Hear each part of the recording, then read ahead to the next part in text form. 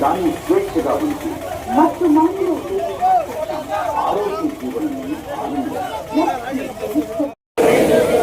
ఎందుకంటే మార్పు మనతోనే ప్రారంభం కావాలి.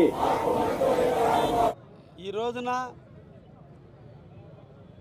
మారక ద్రవ్య రహిత రాష్ట్రంగా, మారక ద్రవ్య రహిత దేశంగా అభివృద్ధి చెందాలి. యువత నిర్వీర్యమైపోతుంది.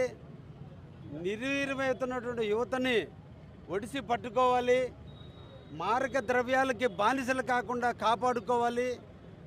దేశంలో లేదా రాష్ట్రాల్లో మారక ద్రవ్యాలు లేకుండా చూడాలని ఈరోజు అకుంఠ దీక్షతో ముఖ్యంగా మన రాష్ట్ర ముఖ్యమంత్రి అభివృద్ధి ప్రదాత శ్రీ నారా చంద్రబాబు గారి నాయకత్వంలో ఈరోజున ఈగల క్లబ్స్ని ఏర్పాటు చేసి రాష్ట్ర వ్యాప్తంగా కూడా గంజాయి కానీ ఇతర మారక ద్రవ్యాలు కానీ యువతని బానిసతలు చేసేటువంటి విధి విధానాలని స్వస్తి పలకాలి అని ప్రజల్లో చైతన్యం తీసుకురావడం కొరకు ఈ రోజున కావలిలో కలికి యానాదిరెడ్డి విగ్రహం దగ్గర నుంచి బంగారు కొట్టుల సెంటర్ వరకు కూడా ఈ రోజున గ్రంథి యానాది శెట్టి విగ్రహం వరకు కూడా ఈ రోజున ర్యాలీ నిర్వహించడం జరిగింది.